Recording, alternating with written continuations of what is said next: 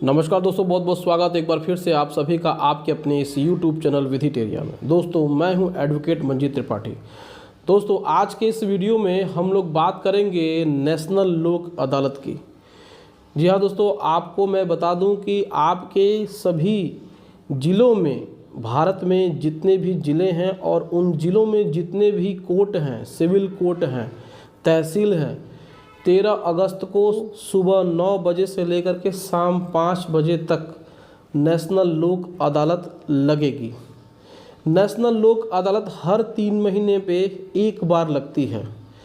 National लोक अदालत में लोग पूछते हैं कि सर किस प्रकार के लोन का वहाँ पे सेटलमेंट होता है। तो नेशनल लोक अदालत में सबसे पहले तो अनसेक्योर्ड जितने भी लोन हैं, यानी कि जितने भी आप लोगों ने personal loan, credit card loan, जिस लोन में आपने किसी प्रकार से अपनी मकान, दुकान, ज़मीन, जायदाद, कोई भी प्लॉट गिरवी नहीं रखा है, कोई सिक्योरिटी कोलेटरल नहीं दिया है, तो ऐसे लोन का वहाँ पे सेटलमेंट होता है। सबसे पहली बात। दूसरी बात, आपका सेटलमेंट पूरे 1 दिन में ही हो जाएगा। बहुत सारे लोग प्रश्न पूछते हैं कि सर लोक अदालत में कितने दिनों में वहाँ पे सेटलमेंट होता है, क्या वहाँ पे तारीख पड़ती है, क्या वहाँ पे डेट्स पड़ती है। तो ऐसा बिल्कुल नहीं है। सुबह 9 बजे से लेकर के शाम 5 बजे तक वहाँ पे आपका सेटलमेंट की प्रक्रिया चलती रहती है। आप वहाँ पे मजिस्ट्रेट को एप्लीकेशन देते हैं, अपनी प्रॉब्लम बताते हैं, आपका और बैंक का आमने सामने टेबल पे बैठा करके मजिस्ट्रेट आप लोग का समझौता करा देते हैं।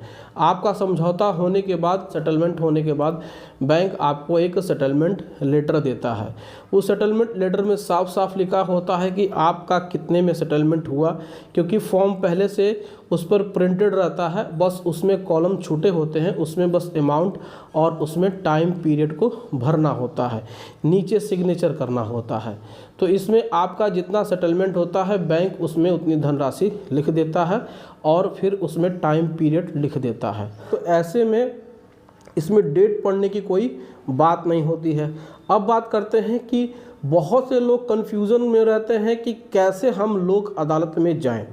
देखिए, लोक अदालत में जाने के 2 तरीके हैं। पहला तरीका ये है कि अगर बैंक ने आपको विधि सेवा प्राधिकरण की कोई नोटिस दी है तो वो लोक अदालत की नोटिस होती है, उसमें आपको जाना होता है जिस दिन बैंक ने बुलाया है, यानी कि 13 तारीख की नोटिस अभी बैंक देगा आप सभी को। तो जिन जिन लोगों को बैंक नोटिस देता है उन लोगों को लोक अदालत में जाना चाहिए। दूसरा ये है कि अगर बैंक ने नोटिस आपको नहीं दिया और आपका अनसिक्योर्ड लोन है तो आपको जाना चाहिए। आप अपनी बात मजिस्ट्रेट से कहने के लिए फ्री हैं, स्वतंत्र हैं, इसमें बैंक आपको मनाही नहीं करेगा।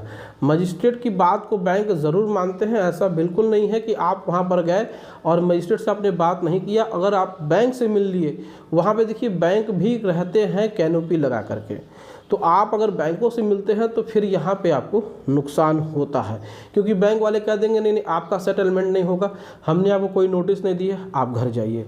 तो आप चले आते हैं और कहते हैं कि सर हमारा तो सेटलमेंट ही नहीं हुआ। तो आप मजिस्ट्रेट से मिले कहाँ? आपको मजिस्ट्रेट से मिल करके अपनी प्रॉब्लम बतानी है। तो जैसे ही आप मजिस्ट्रेट से मिलते हैं, मजिस्ट्रेट बैंक को बुला करके आपका और बैंक का समझौता करा देते हैं।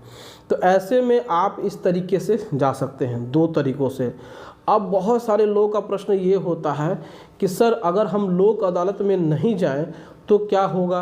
देखिए, बैंक ने अगर आपको लोक अदालत की नोटिस दी है और आप उस लोक अदालत की नोटिस पे नहीं जाते हैं तो बैंक एक पक्षीय कार्रवाई करते हुए फिर आपके ऊपर जो भी चेक बाउंस का मुकदमा, अगर चेक आपने दिया है तो, नहीं तो ECS का केस फाइल करेगी, ऑटो डेबिट होता है तो इस तरीके से फिर वो आपको हैरास करेगी। हो सकता है कि वो रिकवरी सर्टिफिकेट आपके तहसीलदार के यहाँ से इशू करा ले, तो आपकी जितने भी मूवेबल प्रॉपर्टी है, बाइक है, कार है, AC है, गोल्ड है, उसको वो जब्त करने की कोशिश करेगी। तो इस प्रकार से आपके ऊपर वो रिकवरी कर सकती है। तो 13 तारीख के लोक अदालत में आपको बहुत ही सावधानी से काम करने हैं, जो भी मैंने आपको बताया। इस तरीके से आप अपने लोन का सेटलमेंट लोक अदालत में कर सकते हैं। बहुत सारे लोगों का ये भी प्रश्न होता है कि क्या हमें वकील करना है। देखिए, लोक अदालत में आपको अपने लोन का सेटलमेंट कराने के लिए किसी भी वकील की ज़रूरत नहीं पड़ती है। देखिए, वकील की ज़रूरत वहाँ पड़ती है जहाँ पे आपका कोई केस लड़ा जाए, कोई बहस की जाए, कोई वहाँ पे वकालतनामा लगे, तो वकीलों का काम कुछ नहीं होता है। आपकी समस्या को आपसे बेहतर मजिस्ट्रेट को कोई नहीं बता सकता है। इसमें कोई लीगल पॉइंट्स नहीं लिखने होते हैं, सिंपल सा आपको एक एप्लीकेशन लिखना होता है। तो आपको इसमें वकील भी नहीं करना है। अब लोग ये पूछते हैं कि सर वहाँ पे कुछ पैसा जमा करना होता है। देखिए, सेटलमेंट में आपको 10% पैसा उसी दिन जमा करना होता है। आपको अगर नहीं मालूम है तो कुछ पैसे लेकर के आप अपने साथ ज़रूर जाएं, या फिर आपको समय मिले तो आप अगल बगल के एटीएम से पैसे निकाल करके ले करके जाएं। लेकिन पैसे ले करके जाएंगे तो उससे सहूलियत ये होगी कि मजिस्ट्रेट को भी लगेगा कि आप सेटलमेंट कराने के लिए आए हैं और आपका मन है, आप भागने वालों में से नहीं हैं। तो दोस्तों, इस प्रकार से आप अपने लोन का बहुत ही आसानी से सेटलमेंट करा सकते हैं 13 तारीख के लोक अदालत में। दोस्तों, आपको यह वीडियो कैसा लगा आप कमेंट करके ज़रूर पूछिएगा। लोक अदालत संबंधित कुछ भी प्रश्न पूछने हैं तो आप कमेंट में जा करके पूछ सकते हैं। दोस्तों, अगर आपने भी किसी भी बैंक से कोई भी लोन लिया है, सरफेसी एक्ट की नोटिस आ रही है, बैंक परेशान कर रहे हैं, आपको लीगल नोटिस भेज रहे हैं, रिकवरी एजेंट भेज रहे हैं, तो आप स्क्रीन पे दिए हुए व्हाट्सएप नंबर पे संपर्क कर सकते हैं और घर बैठे ही आप लीगल एडवाइस ले सकते हैं। दोस्तों, वीडियो अच्छा लगा हो तो वीडियो को एक लाइक ज़रूर कर दीजिएगा, इसे अपने दोस्तों में, रिश्तेदारों में भी शेयर कर दीजिएगा और हमारे चैनल को सब्सक्राइब करके हमें सपोर्ट ज़रूर प्रदान करिएगा। दोस्तों, मिलते हैं अगली वीडियो में एक नए टॉपिक के साथ। तब तक आप अपना और अपने पूरे परिवार का ध्यान ज़रूर रखिएगा। Thank you so much. जय हिंद दोस्तों।